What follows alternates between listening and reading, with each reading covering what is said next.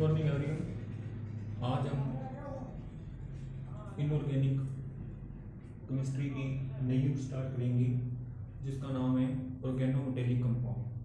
ठीक है, तो सबसे पहले तो ये आपको पता होना चाहिए ऑर्गेनोमेटेलिक कंपाउंड कौन से होती हैं, इसकी परिभाषा क्या होती है। तो अगर अपने ऑर्गेनोमेटेलिक कंपाउंड की परिभाषा देखें तो what is the organometallic compound. देखो इसके नाम से पता लग रहा है कि ऑर्गेनोमेटेलिक कंपाउंड यानी कि ऐसे कंपाउंड जिसमें क्या होता है कि जो कार्बन होगा, ठीक है, ऑर्गेनिक ग्रुप का जो कार्बन एटम होता है वो किससे जुड़ा होता है, वो लेस इलेक्ट्रोनेगेटिव एटम के साथ क्या होता है, डायरेक्ट अटैच होता है। ठीक है, जैसे अपने यहाँ आते हैं ये कोई भी कार्बनिक समूह हो सकता है, कोई भी ऑर्गेनिक ग्रुप हो सकता है, उस ऑर्गेनिक ग्रुप का जो कार्बन होगा वो लेस इलेक्ट्रोनेगेटिव एटम, ठीक है, या आपने कह सकते हैं मेटल के साथ क्या होता है, डायरेक्ट क्या होता है, अटैच होता है। ठीक है, तो उनको अपने क्या बोलते हैं, ऑर्गेनोमेटेलिक कंपाउंड बोलते हैं। ठीक है, और इस ऑर्गेनोमेटेलिक कंपाउंड की क्या होती है, पॉपर्टी होती है कि इस ऑर्गेनोमेटेलिक कंपाउंड में जो ऑर्गेनिक ग्रुप का कार्बन है उस पे कौन सा चार्ज होता है, नेगेटिव, और मेटल पे कौन सा होता है, पॉजिटिव चार्ज होता है। क्योंकि जो कार्बन होता है वो किसमें आता है, पी ब्लॉक में आता है, और पी ब्लॉक के अंदर आने वाले जो एलिमेंट्स होते हैं वो क्या होते हैं, नॉन मेटल।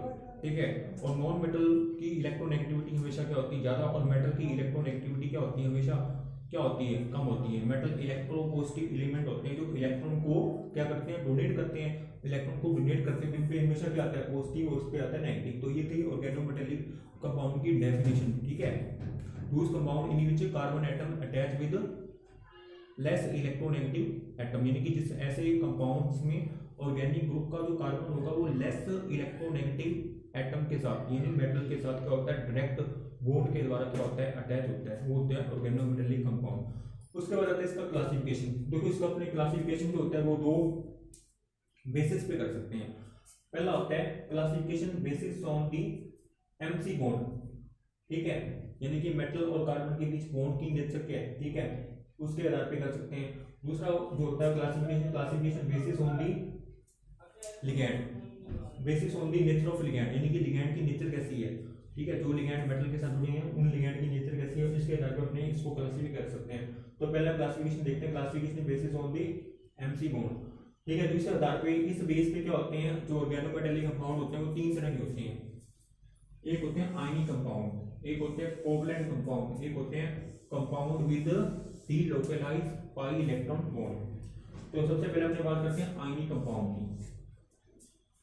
ठीक है, देखो और आयनिक कंपाउंड कौन से होते हैं, आयनिक कंपाउंड, इन कंपाउंड्स में क्या होता है कि जैसे ऑर्गेनिक ग्रुप का जो कार्बन होगा वो ऑर्गेनिक ग्रुप का जो कार्बन होगा वो किसके साथ डायरेक्ट अटैच होगा, वो लेस इलेक्ट्रोनेगेटिव एटम, यानी कि जिसकी इलेक्ट्रोनेगेटिविटी 1.5 से भी क्या होगी, कम होगी, जिनकी इलेक्ट्रोनेगेटिविटी 1.5 से भी क्या होती है, कम होती है, उनके साथ क्या होता है, कार्बन एटम जो होगा वो डायरेक्ट अटैच होता है। जैसे इसका एग्जांपल है ethyl lithium.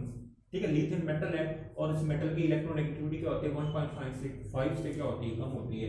Ethyl lithium, ethyl sodium, sodium भी मेटल है, इसकी इलेक्ट्रोनेगेटिविटी क्या होती है, 1.5 से कम होती है। और एथिल मैग्नीशियम ब्रोमाइड, मैग्नीशियम भी क्या है, मेटल सेकंड ग्रुप में आता है। ठीक है, तो ये सारे के सारे क्या होंगे, आयनिक कंपाउंड। ठीक है, उसके बाद आते हैं कोवलेंट कंपाउंड। कोवलेंट कंपाउंड कौन से होते हैं, मतलब कि ऐसे ऑर्गेनोमेटेलिक कंपाउंड जिसमें ऑर्गेनिक ग्रुप का कार्बन जो होता है वो किससे जुड़ा होता है, वो ऐसे मतलब कि कंपाउंड, ऐसे मतलब कि एलिमेंट के साथ डायरेक्ट अटैच होगा जिसकी इलेक्ट्रोनेगेटिविटी जो होती है वो क्या होती है, कार्बन की कंपैरिजन में क्या होती है, थोड़ी सी क्या होती है, कम होती है। जैसे अगर अपनी इसके अंदर बात करते हैं ट्राई एथिल एल्यूमिनियम। ठीक है, ट्राई एथिल एल्यूमिनियम, और एक आता है डाई एथिल जिंक।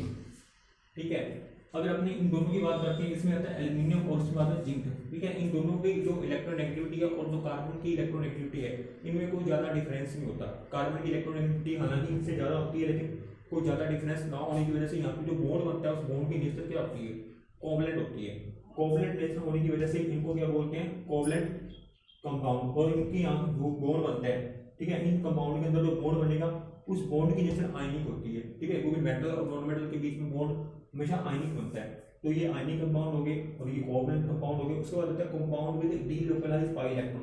तो ये कौन से कंपाउंड होते हैं, देखो इसमें क्या होता है कि इसमें कोई ऐसा मतलब कि ऑर्गेनिक कंपाउंड होता है जिसमें क्या होते हैं, डीलोकलाइज्ड पाई इलेक्ट्रॉन होते हैं।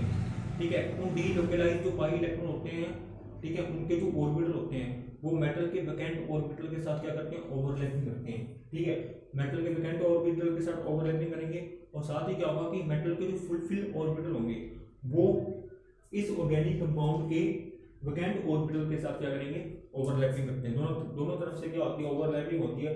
और ये 3 टाइप के होते हैं, एक होते हैं ब्रिज कंपाउंड, एक होते हैं सैंडविच कंपाउंड और एक होते हैं ओलिफिन या एसिटिलीन कंपाउंड। ठीक है, सबसे पहले बात करते हैं ब्रिज कंपाउंड की। ब्रिज बॉन्डेड कंपाउंड कौन से होते हैं? देखो कुछ कंपाउंड क्या होते हैं, ऐसे होते हैं जो इलेक्ट्रॉन डेफिशिएंट कंपाउंड होते हैं। ठीक है, यानी कि जिनका ऑक्टेट जो होता है वो क्या होता है, इनकम्प्लीट होता है, ऑक्टेट पूरा नहीं होता। और वो ऑक्टेट को पूरा करने के लिए क्या करते हैं, ब्रिज बॉन्ड बनाते हैं। जैसे अपनी बात करते हैं यहाँ पे, अगर मैं बात करूं ट्राई एथिल एल्यूमिनियम की,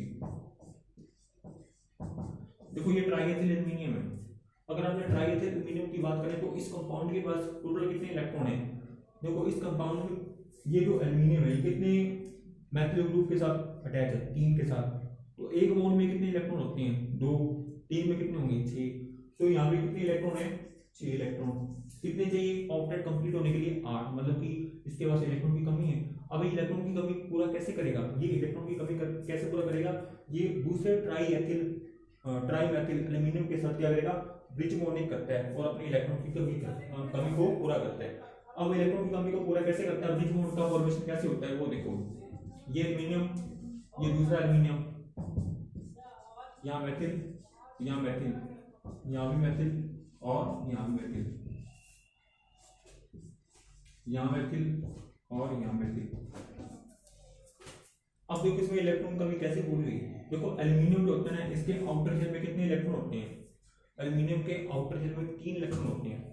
ठीक है, एक इलेक्ट्रॉन तो यहाँ बॉन्ड बनाने में यूज हो जाएगा, एक इलेक्ट्रॉन मैथिल का, एक एल्यूमिनियम का, एक मैथिल का, एक एल्यूमिनियम का। अब एक इलेक्ट्रॉन बच गया, इसके पास वो इलेक्ट्रॉन जाएगा यहाँ। ठीक है, एक एल्यूमिनियम का इलेक्ट्रॉन और एक मैथिल का, तो 2 इलेक्ट्रॉन, इस मोड में 2 इलेक्ट्रॉन आ गए। लेकिन यहाँ पे क्या होता है कि ये 2 इलेक्ट्रॉन जो होते हैं ना, ये 2 इलेक्ट्रॉन इस बॉन्ड के अंदर क्या होते हैं, लोकलाइज नहीं होते हैं, बल्कि इन दोनों बॉन्ड्स के अंदर क्या होते रहते हैं, डीलोकलाइज होते रहते हैं।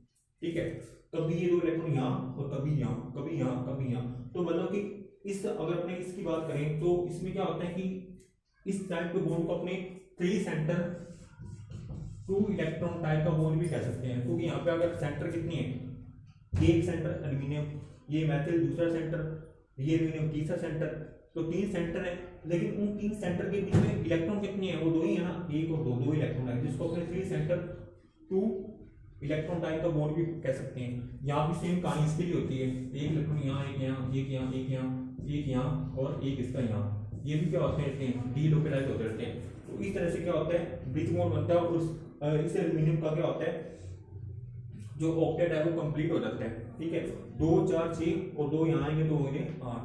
ठीक है, और ये जो ये इसका जो डायमीटर बन जाएगा ब्रिज बॉन्ड की वजह से, वो क्या होता है, स्थायी होता है।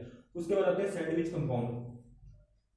ठीक है, अब सैंडविच कंपाउंड कौन से होते हैं, देखो सैंडविच कंपाउंड में कुछ नहीं होता। सैंडविच कंपाउंड में क्या होता है कि जैसे 2 रिंग्स होती हैं, ठीक है, जिनके अंदर क्या होते हैं कि पाई इलेक्ट्रॉन डीलोकलाइज होते रहते हैं। ठीक है, उनके बीच में क्या होता है कि मेटल होता है, वो मेटल के साथ क्या करते हैं, ओवरलैपिंग करते हैं और सैंडविच कंपाउंड का क्या करते हैं, फॉर्मेशन करते हैं। जैसे इसके अंदर एग्जांपल दे सकते हैं फेरोसिन।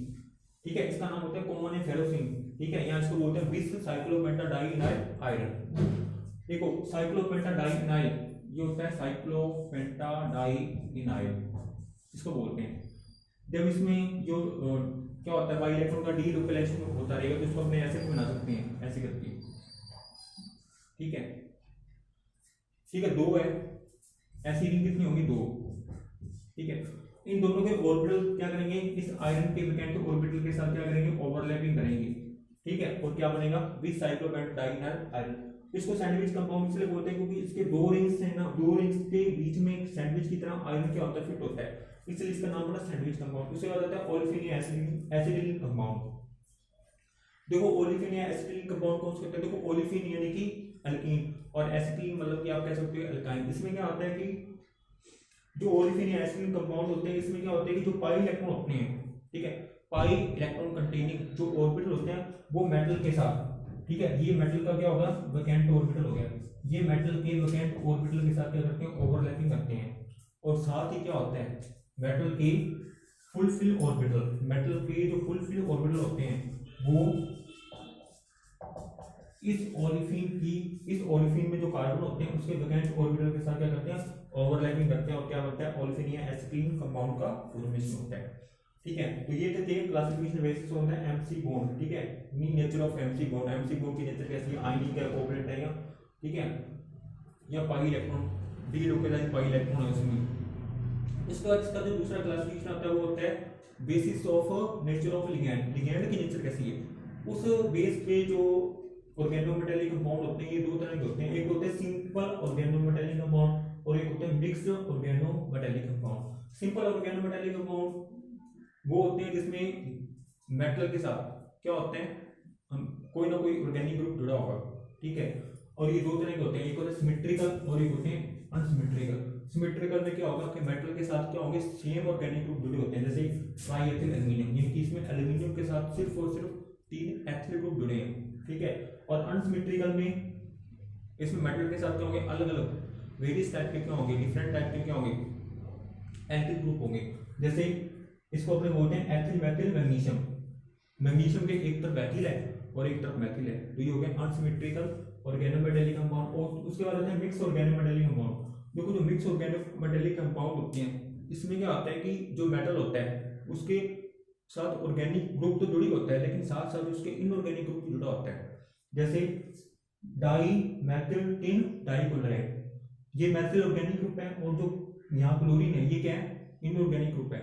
तो टिन के साथ दोनों तरह के ग्रुप जुड़े हैं, ऑर्गेनिक और इनऑर्गेनिक, इसलिए इसका नाम हो गया मिक्स ऑर्गेनोमेटेलिक कंपाउंड। तो ये था इसका क्लासिफिकेशन ऑफ ऑर्गेनोमेटेलिक कंपाउंड।